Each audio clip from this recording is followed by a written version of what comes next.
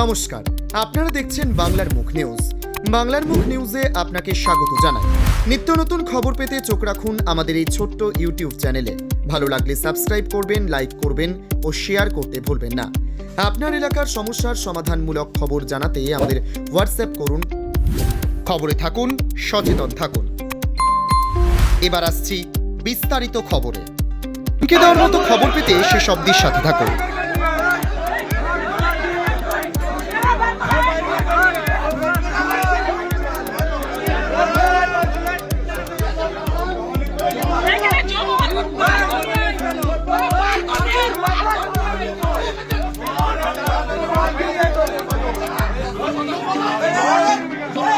রাজ্যের বেশ কিছু বিষয় নিয়ে বিস্ফোরক অভিযোগ তুলে কি বললেন রাজ্য বিধানসভার বিরোধী দলনেতা শুভেন্দু অধিকারী, শুনব। অবৈধভাবে নিয়োগ হওয়া চিফ সেক্রেটারি ইলেকশন কমিশন যখন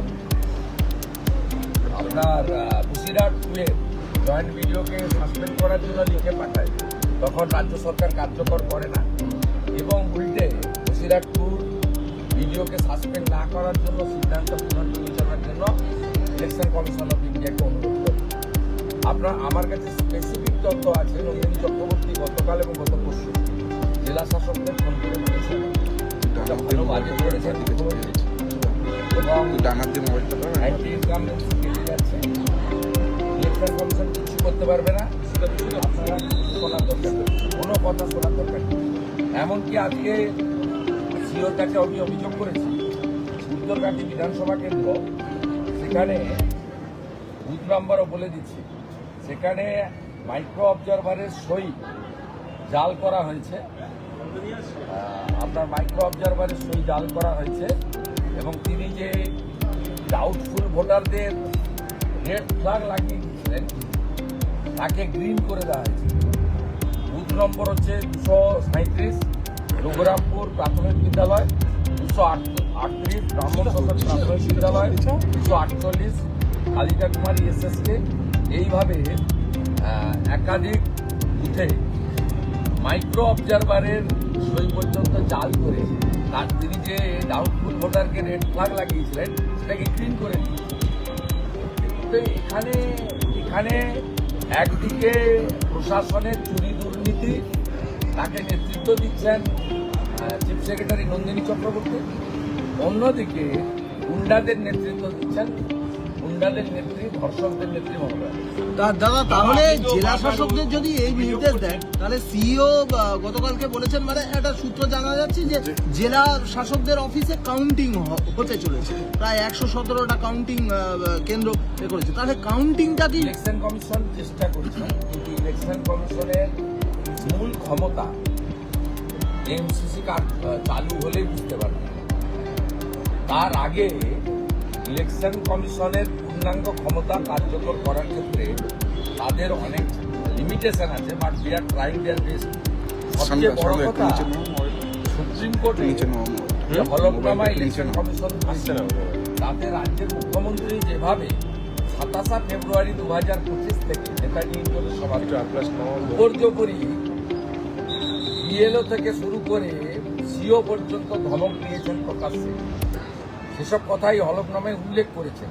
আর কিভাবে রাজ্য প্রশাসন তারা সহযোগিতা করছে না সে কথাও তারা বলেছে। এবং যে কোনো মিটিংয়ের চিফ সেক্রেটারিরা গেলে আগের মনোজ পান বা অন্য আধিকারিকরা তারা নিজেরা সিদ্ধান্ত নিতে পারেন না, বলে ঠিক আছে নোট করে নিয়ে যাচ্ছে, আলোচনা করে জানাবে। কিন্তু আপনাদের এই জিনিসটা খুব পরিষ্কার জেনে রাখা দরকার আছে, ইলেকশন কমিশন সংক্রান্ত যে কোনো নির্দেশিকা এর ফাইল মুখ্যমন্ত্রী মানে রাজনৈতিক নেতৃত্বের কাছে যায় না, কোনো রাজ্যে যায় না নিয়মে। এটা সরাসরি এক্সিকিউট করতে হয় চিফ সেক্রেটারি বা এখানে একমাত্র রাজ্য যেখানে স্পাইনলেস অ্যাডমিনিস্ট্রেশন, ভীত আতঙ্কিত দাসত্ব স্বীকার করে নেওয়া ব্যুরোক্রেসি, তারা ইলেকশন কমিশন সংক্রান্ত ফাইলও তারা পাঠাচ্ছে। ইলেকশন কমিশন অনেকগুলো মেজার নিয়েছে বলে 8,300 মাইক্রো অবজারভার দিয়েছে।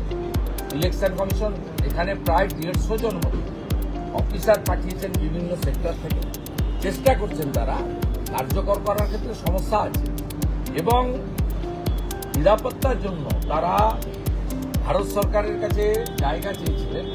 শিপিং কর্পোরেশন অফ ইন্ডিয়ার জায়গাতে আগামী 3-4 দিনের মধ্যে সিও কার্যালয় শিফট হয়ে যাবে এবং সিও সহ নির্বাচন আধিকারিকদেরকে কেন্দ্রীয় নিরাপত্তা দেওয়া হয়েছে সিআইএসএফ। এ ভূভারতে কোথাও নেই।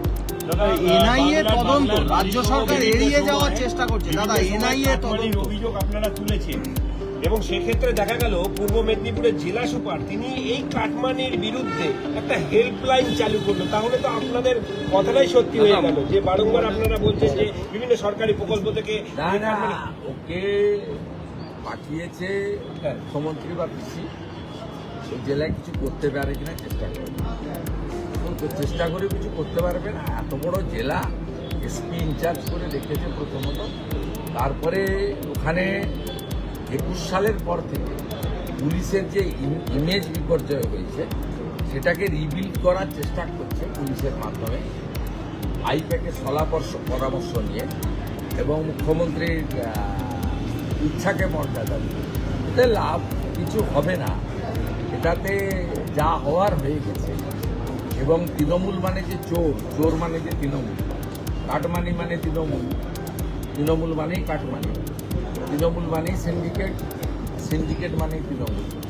এটা প্রমাণিত হয়ে গেছে। এটা 15 বছর তো অনেক সময়, এই 1-2 সপ্তাহ সব করে কিছু রাজ্য সরকার এনআইএ তদন্ত এড়িয়ে যেতে চাইছে। রেল প্রকল্প থমকে গেছে, আপনার বিধানসভা কেন্দ্রের রেল প্রকল্প থমকে গেছে রাজ্য সরকারের অসহযোগিতা, জমি জটে আটকে গেল। রাজ্য সরকার বদলে যাবে, 6 একর জমি আর লাগবে। ওর 80 একর জমির উপরে হচ্ছে, 74 একর জমি আছে, তার কাজ পুরোদমে চলছে। আমি ধন্যবাদ জানাবো আমাদের প্রধানমন্ত্রী সরকারকে, রেলমন্ত্রী অশ্বিনী থেকে, তিনি 315 কোটি টাকা ওই রেল প্রকল্পকে দিয়েছে, 184 কোটি টাকা ওয়ার কটা দিয়েছে এবং প্রায় 650 ছেলেকে জমি দেওয়ার পরিবর্তে চাকরিও দিয়েছে রেলমন্ত্রী। আমি তার প্রতি কৃতজ্ঞতা জানাবো।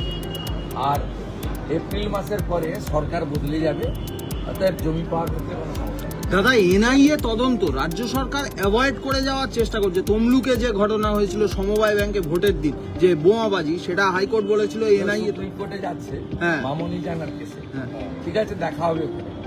মামনি জানাও ক্যাবিয়েট করে রেখেছে, আর আমিও আপনার বেলডাঙ্গা কেসে ক্যাবিয়েট করে রেখেছি, ওইখানে দেখা হবে। এটা আজকে না, এর আগেও গেছিল রিসরা, শিবপুর এবং ডালখোলার কেসে, যে কেসে আমি পিছনে ছিলাম। লাভ খুব একটা হয়। দেখা হবে। এনআইএ কে ভয় পাচ্ছে রাজ্য সরকার, এনআইএ কে ভয় পাচ্ছে। দাদা, भट्टाचार्य प्रेस कॉन्फ्रेंस करके बताया कि घर घर बीजेपी पहुंचेगी ये विधानसभा निर्वाचन व्यवस्था है। लगातार चल रहा है। पार्टी का काल कोर कमेटी का मीटिंग था, कुछ डिसीजन हुआ। वो डिसीजन आधिकारिक रूप से हमारी प्रदेश जो अध्यक्ष है उनको डिक्लेरेशन करना था, उन्होंने हर पार्टी का कार्यकर्ता उनको पालन किया। और एनआईए দাদা, এনআইএ কে ভয় পাচ্ছে রাজ্য সরকার। राज्य सरकार क्या बोलेगी? वो हायर कोर्ट में जा रहा है, ये पहली बार नहीं। ये राज्य सरकार जो दंगाबाज है, दंगाई को संरक्षण देने के लिए जब श्री राम नवमी में हादसा हुआ था, तब भी जो डिवीजन चीफ जस्टिस ने ऑर्डर दिया है नहीं है, उसके खिलाफ भी सुप्रीम कोर्ट दिया था। रिसरा, सिंहपुर और डालखोला लिए इसलिए किया था, जो कम्युनल हार्मनी डिस्टर्ब कर रहा है, दंगाबाज को संरक्षण देने के लिए। यहाँ बेलडंगा में जो हुआ है कोई राजनीति लड़ाई नहीं था, वो दंगा ही था, एंटी नेशनल था। सीमी PI का उनको बचाने के लिए सरकार जा रहा है, सरकार एंटी नेशनल है। শনিবার দুপুর প্রায় 1টা নাগাদ স্পেশাল ট্রেনে করে গাজল রেল স্টেশনে এসে পৌঁছান উত্তর পূর্ব সীমান্ত রেলদের কাটিহার বিভাগের বিভাগীয় রেলনে ম্যানেজার DRM শ্রী কিরেন্দ্র নারা। এদিন তিনি তার পুরো টিমকে সঙ্গে নিয়ে গাজল স্টেশনের একাধিক গুরুত্বপূর্ণ পরিকাঠামো ঘুরে দেখেন। প্রথমে তিনি স্টেশনের পার্কিং জোন পরিদর্শন করেন, এরপর সার্ভিস রোড ঘুরে দেখেন এবং সেখানকার পরিস্থিতি খতিয়ে দেখেন। পরে স্টেশনের বিভিন্ন প্ল্যাটফর্ম পরিদর্শন করেন DRM। আগামী দিনে ফারাক্কা এক্সপ্রেসের গাজল স্টেশনে স্টপেজ চালু হওয়া উপলক্ষে যে আনুষ্ঠানিক অনুষ্ঠানের আয়োজন করা হবে, সেই অনুষ্ঠানের মঞ্চ কোথায় স্থাপন করা হবে তা নিয়েও সংশ্লিষ্ট আধিকারিকদের সঙ্গে আলোচনা করেন তিনি। পরিদর্শন শেষে সাংবাদিকদের মুখোমুখি হয়ে DRM শ্রী কিরেন্দ্র নারা তার বক্তব্য রাখেন। এরপর স্পেশাল ট্রেনে করেই তিনি বালুরঘাটের উদ্দেশ্যে রওনা দেন।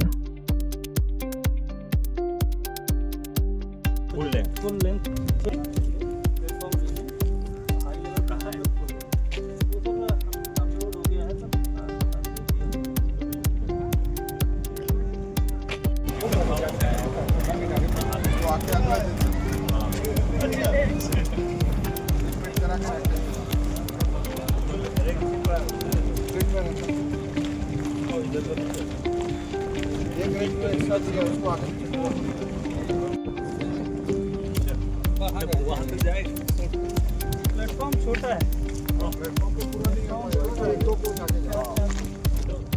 क्या बताओगे, क्या काम मतलब बोलेंगे इस स्टेशन में ये करेंगे, क्या बोलोगे?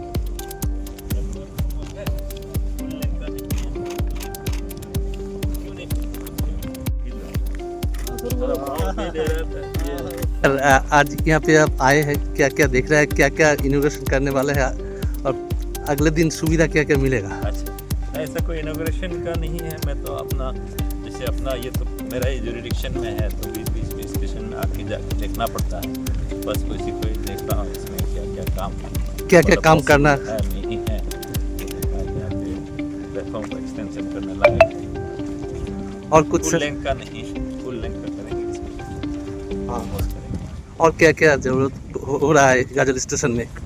हाँ, गाजल स्टेशन में देखते हैं अप्रोच रोड तो ठीक है, सर्कुलेटिंग एरिया पूरा सरफेसिंग पूरा खराब है। हाँ, उसको देखते हैं क्या कैसे कर सकते और आज कहाँ कहाँ जाने वाला है आप? हैं। हाँ, हम लोग अभी बालूरघाट जाएंगे।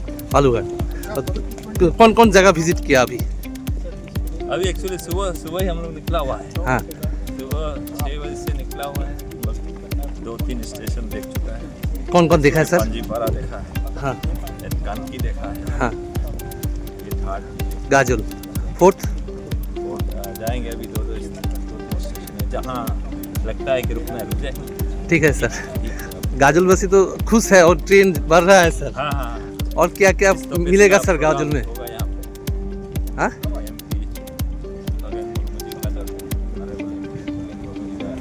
प्रयास से वो होगा। ठीक है सर। सर आपका शुभ नाम? किरण नारा, ये नारा। ठीक है सर।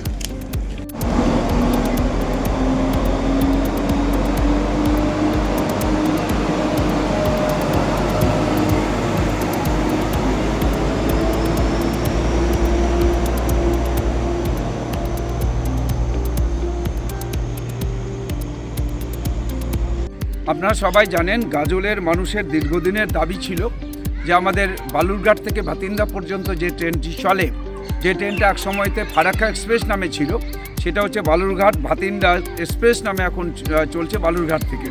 এই ট্রেনের স্টপেজের জন্য গাজলের মানুষ দীর্ঘদিন আমার কাছে তারা দাবি রেখেছিলেন। অ্যাকর্ডিংলি আমি আমাদের দেশের প্রধানমন্ত্রী নরেন্দ্র মোদীজি, তার নেতৃত্বে যে সরকার চলছে, তার যে রেল মন্ত্রকের রেল বিভাগের মাননীয় মন্ত্রী সম্মানীয় অশ্বিনী বৈষ্ণবজির কাছে আমি দাবি রেখেছিলাম, লিখিতভাবে কয়েকবার আমি জানিয়েছিলাম, এবং সেটা ইতিমধ্যে আমাদের এই বালুরঘাট ভাতিন্দা এক্সপ্রেস ট্রেন, এই ট্রেনটার স্টপেজ ইতিমধ্যেই তারা স্বীকৃতি হয়েছে। ট্রেনটার নাম্বার হচ্ছে 15743 এবং 15744। এই দুটো ট্রেনের স্টপেজ এর মধ্যেই স্বীকৃতি পেয়েছে। আমরা কয়েকদিনের মধ্যেই তার আনুষ্ঠানিক উদ্বোধন করব। সেই জন্যেই আমাদের কাটিহার ডিভিশনের মাননীয় ডিআরএম তিনি পরিদর্শন করতে এসেছিলেন যে কিভাবে কোথায় অনুষ্ঠানটা হবে, কিভাবে তার অনুষ্ঠানটা পরিচালনা করা যায়, এই বিষয়ে তিনি দেখতে এসেছিলেন। এবং গাজলের যে পরিকাঠামোগত কিছু উন্নয়নের বিষয় আছে কিনা, যেটা তিনি হয়তো আমার মাধ্যমে আবার মাননীয় মন্ত্রীর কাছে সেটা আবার জানানো যায়, এই বিষয়ে তিনি এখানে দেখতে এসেছিলেন। আপনারা সবাই জানেন আমি খুবই খুশি, এবং আরও আপনারাও সবাই খুশি হবেন যে আরও কয়েকটা ট্রেন ইতিমধ্যে আমাদের 6টা স্টেশনে স্টপেজের ব্যবস্থা করা হয়েছে। সেটা হচ্ছে 13159, 13160, এটা হচ্ছে কলকাতা যোগবাণী এক্সপ্রেস, এটার ভালুকা রোড স্টেশনে দাঁড়াবে, তারও অনুষ্ঠান হবে। 13175, 13176, এই দুটো ট্রেন হরিশ্চন্দ্রপুর রেলওয়ে স্টেশনে দাঁড়াবে, শিয়ালদা শিলচর কাঞ্চনজঙ্ঘা এক্সপ্রেস। 15709 এটা হচ্ছে যে Malda town new Jalpaiguri express, এটাও হচ্ছে আমাদের মালহার স্টেশনে দাঁড়াবে। তারপরে হচ্ছে যে আমাদের 15962 হাওড়া ডিব্রুগড় এক্সপ্রেস, এটাও শামসি স্টেশনে দাঁড়াবে। 15709-15710 Malda town new Jalpaiguri express, এটাও শ্রীপুর রেলওয়ে স্টেশনে দাঁড়াবে। এই সমস্ত স্টেশনগুলোতে এই রেলগুলো, এই ট্রেনগুলো দাঁড়াবার জন্য যে ব্যবস্থা হয়েছে সেটা আনুষ্ঠানিকভাবে উদ্বোধন করা হবে। অ্যাকর্ডিংলি এটা হচ্ছে মালদা উত্তর লোকসভা কেন্দ্র এলাকায় যে অনুষ্ঠানগুলো কিভাবে করা যাবে তার জন্যই মাননীয় আমাদের যে কাটিহার ডিভিশনের মাননীয় ডিআরএম তিনি এবার এসআইআর হিয়ারিং এ ডাক পেয়ে হিয়ারিং এ অংশগ্রহণ করলেন যেদিন শনিবার বেলা 1টা নাগাদ উত্তর মালদার গাজলের বিজেপি বিধায়ক চিন্ময় দেব বর্মন। তবে তিনি হিয়ারিং এ ডাক পেলেও বিরোধীদের মতো হিয়ারিং হয়রানির অভিযোগ তোলেননি। তার বক্তব্য, নাম নির্বাচন কমিশন স্বচ্ছ ভোটার তালিকা তৈরি করতেই এসআইআর করছে, যা দেশের আভ্যন্তরীণ সুরক্ষার জন্য ভীষণ প্রয়োজন। এই কাজ করতে গিয়ে যাদের ভোটার তালিকার নামে গরমিল, ভুল ত্রুটি ধরা পড়ছে তাদের হিয়ারিংয়ে ডাকা হচ্ছে। তার ক্ষেত্রেও এমনটা হয়েছে। তার বাবার নামে কোথাও চন্দ্র কথা পুরো লেখা রয়েছে, আবার কোথাও সিয়েইত লেখা রয়েছে। এই ত্রুটির কারণেই তাকে হিয়ারিংয়ে ডাকা হয়েছে। সেই ডাকে সাড়া দিয়ে তিনি হিয়ারিংয়ের জন্য সাধারণ মানুষের মতোই লাইনে দাঁড়িয়েছেন। কোন হয়রানির প্রশ্নই নেই। একটা রুলস করেছে, সেই রুলস অনুযায়ী আমাদের সকলকে নিজেদের যে বিভিন্ন ভ্রান্তি, মানে নামের বানানে বা বাবার সঙ্গে যে লিঙ্ক আপ, সেই লিঙ্ক আপটা যেখানে যেখানে আছে সেখানে সেখানে সেগুলো সঠিকভাবে হয়ে গেছে। আর যেখানে যেখানে কোথাও কোনো ত্রুটি রয়েছে সেই ত্রুটিগুলো তারা দেখে সেটাকে সংশোধন করে দিয়েছে। এবং এর ফলে এটা একটা দেশের আভ্যন্তরীণ সুরক্ষার বিষয় রয়েছে, যেমন নিজেদের সমস্ত কিছু সঠিকভাবে এক নাম, মানে ব্যাংকের বইয়ে যে নাম থাকবে, জমির কাগজেও তাই নাম থাকবে, ভোটার লিস্টেও তাই নাম থাকবে, আধার কার্ডেও তাই নাম থাকবে, প্যান কার্ডেও তাই নাম থাকবে, সেটা সংশোধন করে নেওয়ার ব্যাপার আছে। সেই জন্য আমি আমার নিজের বাবার নামে আমার একটা ত্রুটি রয়েছে, চন্দ্র CH ফুল স্টপ আর কোথাও চন্দ্র পুরো, সেটাকে মিলিয়ে ম্যাচ করে নিয়ে তারা আগামী দিনে নিজেদের প্রসেসিং করবে। আমার মনে হয় এটা অত্যন্ত গুরুত্বপূর্ণ বিষয়, যেটা এর আগে কোনোদিন হয়নি, এখন হচ্ছে, এবং এর সঙ্গে দেশের সুরক্ষার বিষয় জড়িত আছে। সেই জন্য আমি মনে করি সমস্ত মানুষের এই এসআইআর কর্মসূচিতে অংশগ্রহণ করা উচিত, সাহায্য করা উচিত, যাতে করে সঠিকভাবে নির্বাচন কমিশন আমাদের এই ম্যাপিংগুলো করে একটা নির্বাচন তালিকা তারা প্রস্তুত করতে। শুধু কি আপনারা এসছেন না পরিবারের কারো? না, আমার পরিবার শুধুমাত্র আমার একা। আমার পরিবারের সব ঠিক আছে, আমার বাবার নামের ক্ষেত্রে কোথাও ত্রুটি রয়েছে সেটা আমার শুধু একা। ঠিক আছে। বুনিয়াদপুর রেল স্টেশনের মাঠে গঙ্গারামপুর মহকুমা বার অ্যাসোসিয়েশনের পক্ষ থেকে একদিনের ক্রিকেট টুর্নামেন্টের আয়োজন করা হয়। এই ক্রিকেট টুর্নামেন্টে অংশগ্রহণ করে গঙ্গারামপুর মহকুমা অ্যাডভোকেট বার অ্যাসোসিয়েশন, মহকুমা ল ক্লার্ক অ্যাসোসিয়েশন, বংশীহারি থানার পুলিশের টিম সহ আরও অন্যান্য ক্রিকেট টিম। মোট 6টি টিমের পক্ষ থেকে একদিনের ক্রিকেট টুর্নামেন্টে অংশগ্রহণ করেছিল। এই দিন খেলা দেখতে বুনিয়াদপুর রেল স্টেশন মাঠে গঙ্গারামপুর মহকুমা আদালতের সমস্ত আধিকারিকরা উপস্থিত ছিলেন। এই ক্রিকেট টুর্নামেন্ট চলাকালীন বুনিয়াদপুর রেল স্টেশন মাঠে খেলা দেখার জন্য প্রচুর খেলাপ্রেমী ও মানুষজনের ভিড় ছিল চোখে পড়ার মতো। ক্রিকেট টুর্নামেন্ট দেখার জন্য উপস্থিত ছিল মহকুমা আদালতের বিভিন্ন আধিকারিকদের পাশাপাশি কুশমুন্ডি থানার ভারপ্রাপ্ত আধিকারিক তরুণ সাহা, বংশীহারি থানার ভারপ্রাপ্ত আধিকারিক রাহুল দেব মণ্ডল, গঙ্গারামপুর মহকুমার পুলিশ আধিকারিক সুপ্ত সরকার, মহকুমা আদালতের বিশিষ্ট আইনজীবী চিরঞ্জীব মিত্র সহ আরও অনেকে। বুনিয়াদপুর রেল স্টেশন মাঠে খেলা শেষে বিজেদের হাতে পুরস্কার তুলে দেওয়া হয় গঙ্গারামপুর মহকুমা অ্যাডভোকেট বার অ্যাসোসিয়েশনের পক্ষ থেকে। এই ক্রিকেট টুর্নামেন্ট খেলাকে কেন্দ্র করে মহকুমা আদালতের আইনজীবীরা আনন্দে মেতে ওঠেন বুনিয়াদপুর রেল স্টেশন মাঠে। সব মিলিয়ে এই দিন চাঁদের হাটে পরিণত হয়েছিল সারা স্টেশনের মাঠের বাইরে।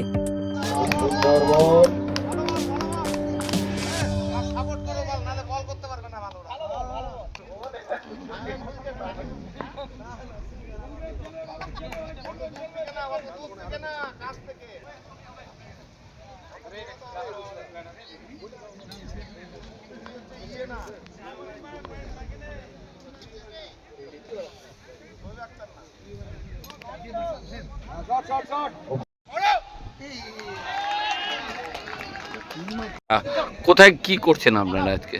প্রতি বছরের নয় বার অ্যাসোসিয়েশনের পরিচালিত ক্রিকেট টুর্নামেন্টের আয়োজন করা হয়, একটা ফ্রেন্ডলি টুর্নামেন্ট। সেখানে আমাদের বার অ্যাসোসিয়েশন থেকেই পরিচালিত হয় এবং সেখানে অংশগ্রহণ করে হচ্ছে বার অ্যাসোসিয়েশন, সেই সাথে হচ্ছে আমাদের কোর্ট স্টাফ, জাজেস টিম, ল ক্লার্কস টিম এবং কোর্ট ইন্সপেক্টরের একটা টিম থাকে, পুলিশ টিম থাকে, যেটা বলছি আমরা পুলিশ টিম, এরা থেকে আমরা অংশগ্রহণ করি। তো কতগুলো টিম অংশগ্রহণ করছে মোট? এবার 6 টিমের খেলা হচ্ছে, 6টা টিম অংশগ্রহণ করেছে।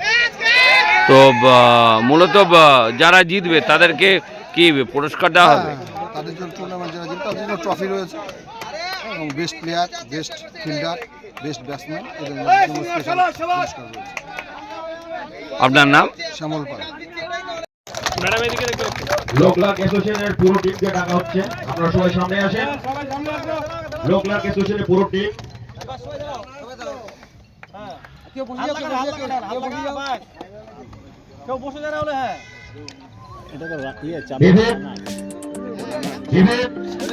লোকলাক অ্যাসোসিয়েশন